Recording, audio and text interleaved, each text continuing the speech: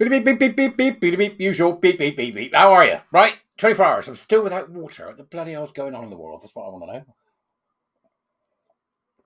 Nice drop of coffee this morning to get the day going. Oh, it's lovely to feel spring in the air, but it's also slightly chilly again this morning, which one doesn't like so much. But there we go. That's the way it is. Now, here we are. Now, this is interesting. I found this from the Free Speech Union, and it's about an urgent need to teach the police about free speech by somebody called Carrie Clark. Carrie Clark, thank you.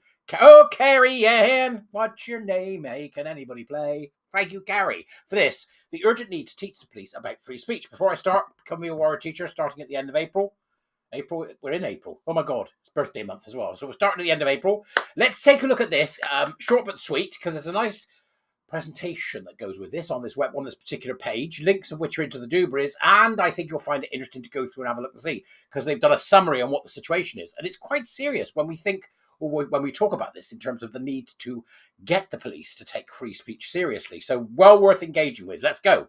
In March 2023, the British government released a draft code of practice on the recording and retention of what were called non-crime hate incidents, as NCHIs. Now, you'll recall the thrill of it all, Harry Miller in the High Court with the, what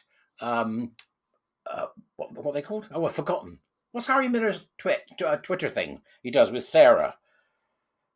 We Are Fair Cop. We are Fair Cop. You can have a look at them on Twitter, We Are Fair Cop, and you can see the sort of thing that they're up to.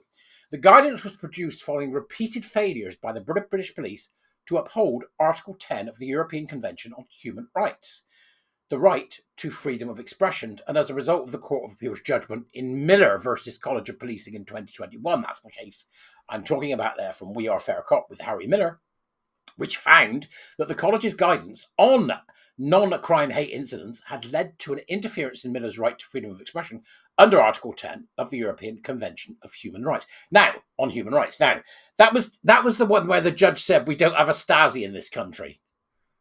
I didn't realise that what he was doing was telling everybody's fortune, The Free Speech Union used Freedom of Information FOI requests to assess how well the British police understand freedom of speech. We found that a majority of police forces conduct almost no training on freedom of speech, while a disproportionate amount of police time is spent on equality, diversity, and inclusion. Oh no! EDI and DEI boondoggles abound. Partly as a result of this, the police have neglected Article 10 as well as common law free speech protections when investigating and recording non-crime hate incidents. They shouldn't even exist. What non-crime hate incident? Well, Granny's a criminal. What's she done? She's got a non-crime hate incident again. Granny's got a non-crime hate incident. Granny's got a non-crime hate incident. Well, if it's non-crime, what is she? She's a non-criminal. What? Really? Come on. We submitted FOI requests to all 41 English and Welsh police forces, excluding the British Transport Police, Civil Nuclear Constabulary and Ministry of Defence Police. 9 forces failed to respond within the statutory deadline or notified us that their response was indefinitely delayed. 10 forces provide partial information and only 22 answered in full. What the hell is wrong with these people? They're out of control. We asked British police forces to send us copies of any policies or training materials they held concerning their duty to comply with Article 10. 32 forces answered this question, 7 of whom declined to answer on cost grounds. Of the remaining 25, 11 claimed to hold no information on the duty to comply with Article 10. None. Not one. That's free speech, folks. 8 provided information showing that Article 10 was mentioned in training no more than once, often just as a single line definition. 6 forces acknowledged that Article 10 should be covered in training somewhere, but could not specify where, or supplied information that proved to be irrelevant, containing no information about Article 10. This means that 78% of the police forces who responded to our requests are providing no training on Article 10 or inadequate training. The remainder did not answer the question. 32 forces also answered a question asking for details of the training carried out in relation to EDI. 1 force claimed to hold no information on the subject, and a further force stated that EDI was so highly integrated into every aspect of their training that it would exceed the cost limit of the Freedom of Information Act to extract the necessary information. You see, this is how it works. This is the template at work, folks. The fetid EDI or DEI template wokeness is placed on everything, and then you can't untangle it. So you have to go back to brass tacks, which means they've got to start again. Root out the whole lot, take EDI and DEI out. 14 forces described EDI training as a golden thread running through every part of their training, or reported that EDI was integral to standard training. This means that 56% of the police forces we surveyed, EDI is inextricably embedded in the police training. It's just extraordinary. We asked police forces whether they collaborated with external third-party providers to deliver EDI training. 32 forces answered this question.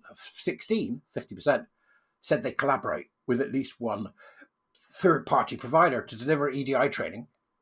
And Essex Police reported they had paid £193,000 to third-party provider Pearl Catchers to deliver EDI training. Pearl Catchers, I mean, really.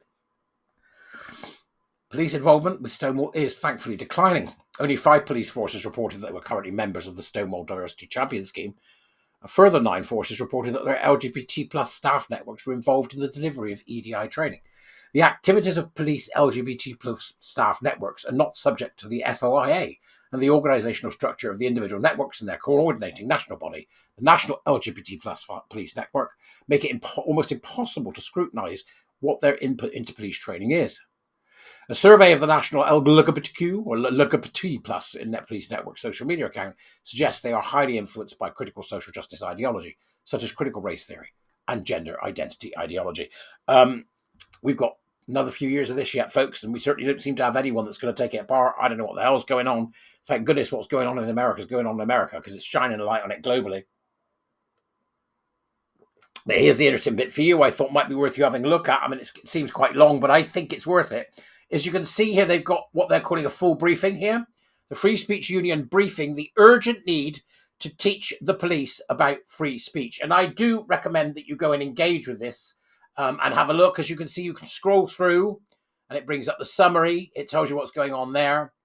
Okay, and then you've got an introduction followed by various sections and case studies that allow you to understand exactly what's happening here with free speech. Remember, free speech is even for people that we don't agree with, right? So you got to remember that, folks. Yep. Free speech there, case studies, and moving right through to a conclusion that then gives you some idea of what the risks and harms are that are being caused. So you can see it's a nice, easily accessible way to take a look at exactly what has been going on with the police. And I think Carrie's done a grand job here. So please do go and take a look and make use of this, which she has worked so hard to put together. All right. So thank you very much for watching as usual. I'll see you soon. Have a great day. Bye-bye.